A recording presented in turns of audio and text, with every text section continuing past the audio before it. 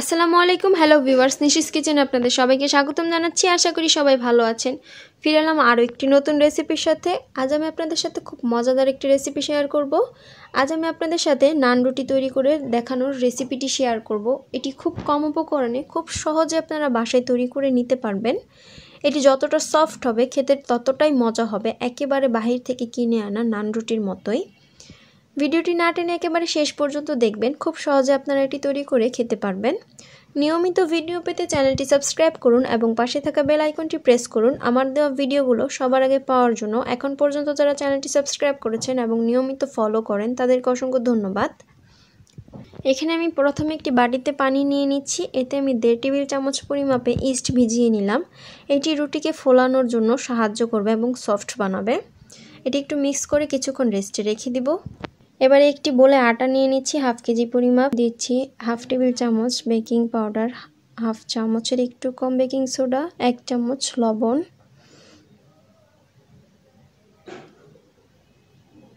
দিচ্ছি 2 চামচ চিনি। চিনিটা নান রুটির টেস্টটাকে আরও বাড়াবে। 2 চামচ চিনি দিয়ে নিলাম। দিচ্ছি 1/2 বাটি টক দই। টক দইয়ের ফলে এটি ফুলকো হবে এবং একেবারে অরিজিনাল নান রুটির মতোই স্বাদটা আসবে। দিচ্ছি একটি ডিম, এটি আমি আগে থেকে ফেটে রেখেছিলাম, এটি অ্যাড করে নিলাম। এবারে দিয়ে দিব ভিজিয়ে রাখা ইস্ট। এটি আমি 20 থেকে 25 মিনিট ভিজিয়ে নিয়েছি। এটি হালকা কুসুম গরম পানিতে ভিজিয়ে নিয়েছি। এখন এটি অ্যাড করে নিব, তবে ঠান্ডা পানিতে ভিজিয়ে নিলেও কোনো সমস্যা হবে না। এটি ভালো করে একসাথে মিক্স করে নিব। সব উপকরণগুলো একসাথে মিক্স করে নিচ্ছি। এতে আমি কোনো পরিমাপে পানি অ্যাড করব না, এগুলো দিয়ে এটি তৈরি হয়ে যাবে। এটি আমি ভালো করে মিক্স করে তৈরি করে নিয়েছি। দেখুন ডোটা কত সুন্দর এসেছে। এতে আমি একটু তেল অ্যাড করে নিয়েছি। এবার এটি কিছুক্ষণ ঢেকে রেস্টে রেখে দিব যেন এর থেকে হাওয়াটা না বের হয়ে আসে। এটি 1 ঘন্টা আমি রেস্ট রেখে দিব। আপনারা চাইলে এর থেকে বেশিও রাখতে পারেন। এটি 1 ঘন্টা পরে আমি নিয়ে আসছি। দেখুন এটি কতটা ফুলে গেছে। এবার এটি খুলে নিব। আপনারা এর থেকে বেশি সময়ও রাখতে পারেন, কোনো সমস্যা হবে না, আরও ভালো হবে। দেখুন এটি কতটা ফুলে এসেছে। এর থেকে হাওয়াটা বের করে আবার ভালো করে একটু মিক্স করে নিচ্ছি।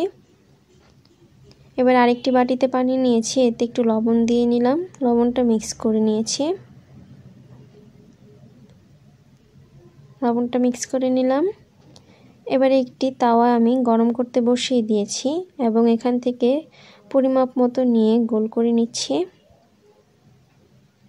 আপনারা চাইলে আপনাদের ইচ্ছা মতো ছোট বড় নান তৈরি করে নিতে পারেন। আমি একটু বড় করে তৈরি করে নিচ্ছি, মোটা করে তৈরি করে নিচ্ছি, এতে করে ভালো লাগে খেতে, সফট হয়।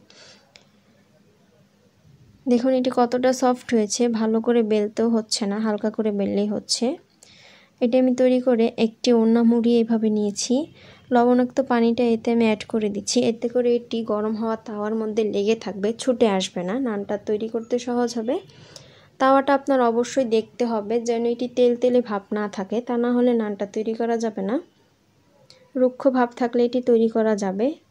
এভাবে ওড়না দিয়ে একটু জাতা দিয়ে ভালো করে দিয়ে নিলাম। লবণাক্ত পানিটা দেওয়ার ফলে তাওয়ার সাথে এটি লেগে থাকবে, চলে আসবে না। এটি ভালো করে একটু জাতা দিয়ে লাগিয়ে নিচ্ছি।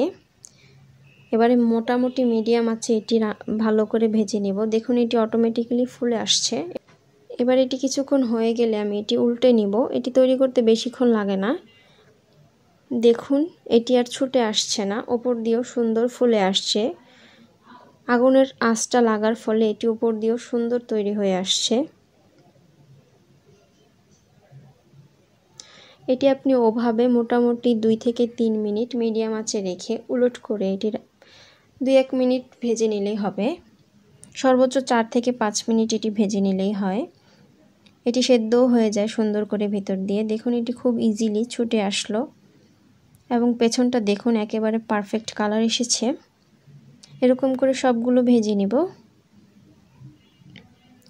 এটি আরও সুন্দর দেখার জন্য এবং এর স্বাদটা বৃদ্ধির জন্য এর উপর দিয়ে আমি একটু ঘি ব্রাশ করে নিচ্ছি। আপনারা চাইলে বাটার দিয়ে নিতে পারেন অথবা এইভাবেও খেতে পারেন। দেখুন এটি দেখতে কতটা সুন্দর লাগছে।